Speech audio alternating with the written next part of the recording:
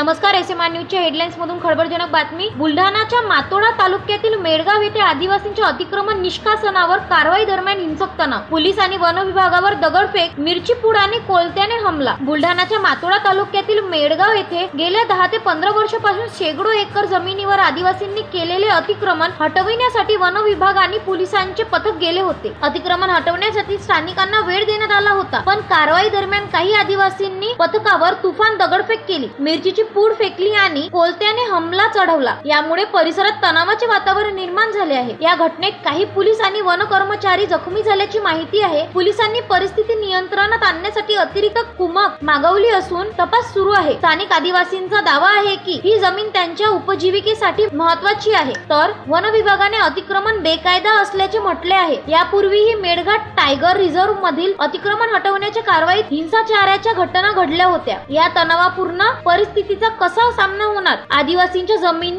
हक्काचा प्रश्न कधी सुटणार? अधिक अपडेटसाठी एसएमआर न्यूजशी जोडले रहा। धन्यवाद।